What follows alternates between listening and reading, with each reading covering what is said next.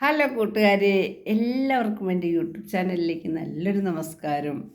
പിന്നെ ഞാൻ ഇന്ന് 2 ദിവസമായി വീഡിയോ ചെയ്തിട്ട് ഞാൻ വീട്ടിലായിരുന്നു. പിന്നെ വല്ലാത്ത വെയിലും ചുമയും പനിയും ഒക്കെ ആയിരുന്നു. തലവേദനയൊക്കെ ഈ മഞ്ഞും പകലുള്ള ചൂടും എല്ലാം കൂടെ കൂടി ആകെ ഒരു സുഖമില്ലാത്ത അവസ്ഥയായിരുന്നു. നിങ്ങളെല്ലാവർക്കും സുഖം തന്നെയല്ലേ?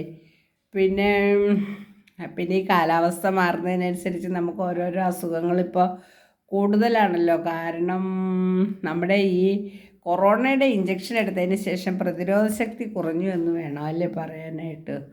അപ്പം അതിന് പെട്ടെന്ന് തന്നെ ഓടി ഹോസ്പിറ്റലൊന്നും പോകേണ്ട ആവശ്യമില്ല. നമ്മുടെ വീട്ടുവളപ്പിലുള്ള ചെറിയ ചെറിയ മരുന്നുകൾ തന്നെ പ്രയോഗിച്ചാൽ മതി. അല്ലെങ്കിൽ വീണ്ടും നമ്മൾ ഓരോ മരുന്നുകൾ കഴിച്ച് നമ്മൾ ഓരോരോ അസുഖത്തിന് അഡിക്റ്റ് ആവും. ഞാൻ ചെയ്തത് എന്താണെന്ന് വെച്ചാൽ വല്ലാത്ത കഫക്കെട്ടും ചുമയായിരുന്നു.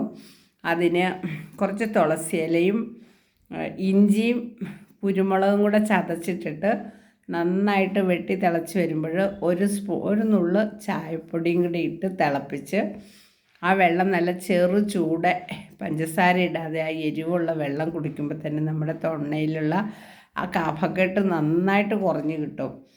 അത് കഴിഞ്ഞിട്ട് ആവി പിടിക്കണമെന്നുണ്ടെങ്കിൽ അതിനും കുറച്ച് തുളസി ഇലയും പനിക്കൂർക്കയുടെ ഇലയും കൂടി ഇട്ട് ഇത്തിരി വിക്സും കൂടി ഇടുക. അല്ലെങ്കിൽ ഇനി ഇത് മൂന്നിൻ്റെ മണം പിടിക്കുന്നില്ല എങ്കിൽ യൂക്കാലിപ്സിൻ്റെ ഓയിലുണ്ടെങ്കിൽ അതൊഴിക്കണം ചൂടുവെള്ളത്തിൽ. എന്നിട്ട് നന്നായിട്ട് വാവട്ടം കുറവുള്ള മൊന്ത പോലെയുള്ള പാത്രത്തിൽ ഒഴിച്ചിട്ട് കഴിച്ചാൽ നന്നായിട്ട് കുറവ് കിട്ടും.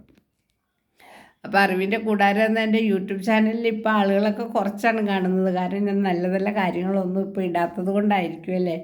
ഇനി ശ്രദ്ധിക്കാൻ കൂട്ടുകാരെ. സുഖമില്ലായിരുന്നു, അതുകൊണ്ടാണ്. ഇപ്പം തന്നെ ഞാൻ ഇന്നാണ് തല നന്നായിട്ടൊന്ന് നനച്ച് കുളിച്ചത് തന്നെ. വല്ലാത്ത ചുമ എന്ന് പറഞ്ഞാൽ കുത്തിയുള്ള ചുമയായിരുന്നു.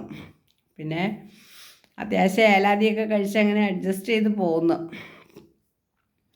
പിന്നെ എനിക്കൊരു കാര്യം നിങ്ങളോട് പറയാനുള്ളത്, ഇനി നമ്മുടെ വൈക്കത്തമ്പലത്തിലെ വടക്കുപുറത്തുപാട്ട് അതിൻ്റെ കാൽനട്ട് കർമ്മം കഴിഞ്ഞു. അത് അവിടുത്തെ തന്നെ ഓഫീസറായിരുന്ന അദ്ദേഹത്തിൻ്റെ വീട്ടിൽ നിന്നാണ് ആ പ്ലാവ് നിറച്ച് കായ്ച്ചു നിന്ന നമ്മുടെ വരിക്കപ്ലാവ് എല്ലാ ആളുകളും കൂടെ കൂടി നമ്മുടെ ഭഗവതിയുടെ വാള് കൊണ്ട് തന്നെ ആദ്യത്തെ ഒരു 3 കൊത്ത്, അത് കഴിഞ്ഞ് വെട്ടുകാരൻ 3 കൊത്തി, അങ്ങനെ ആ ചടങ്ങ് കഴിഞ്ഞു.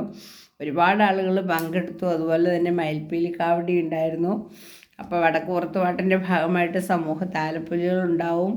അതുപോലെ NSS കരയോഗത്തിൻ്റെ വക 4 കരയോഗങ്ങളും സംബന്ധിച്ചുള്ള താലപ്പൊലികളുണ്ടാവും. ദിവസവും കളമെഴുത്തും എല്ലാം വരച്ച് ഒരുപാട് നല്ല നല്ല പൂജകളുണ്ട്. അപ്പോൾ അതാണ് നമ്മുടെ ഇനി അടുത്ത ഏറ്റവും വലിയ ഉത്സവം വരുന്നത്.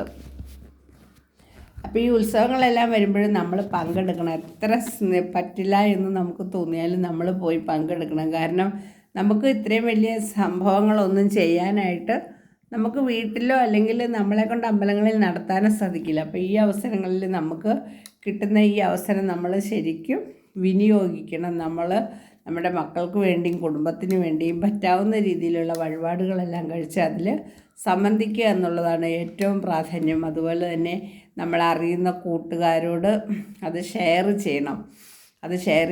അവരോട് വന്ന് ഒരു ദിവസമെങ്കിലും വന്ന് അമ്പലത്തിൽ വന്ന് പ്രാർത്ഥിക്കാൻ പറ്റണം. കാരണം 12 വർഷം കൂടിയാണ് കൊടുങ്ങല്ലൂരമ്മയുടെ വരവിൻ്റെ ഭാഗമായിട്ടുള്ള ഒരു ചടങ്ങാണ് വടക്കുപുറത്തുപാട്ടും കോടിയാർച്ചനയും. കോടിയാർച്ചന എന്ന് പറഞ്ഞാൽ കോടികളോളം അർച്ചനകൾ നടത്തുകയാണ് അല്ലേ. അപ്പോൾ ഭഗവാന്റെ ആ ശക്തി നമുക്ക് നമ്മളിലേക്ക് കൂടുതൽ കൂടുകയാണ് ചെയ്യുന്നത്.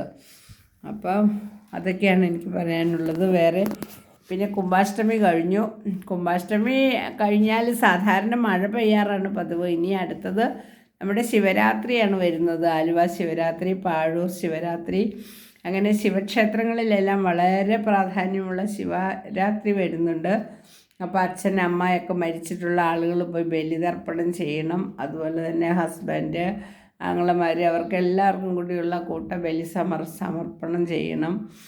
ബലിസമർപ്പണം ചെയ്യുന്നതോടുകൂടിയാണ് നമുക്ക് കൂടുതൽ അവർക്ക് ആകെ ചെയ്യാവുന്ന ഒരേ ഒരു കാര്യം ഇനി അത് മാത്രമാണ്. അപ്പം എല്ലാവരും പോകണം. Okay guys, okay, by.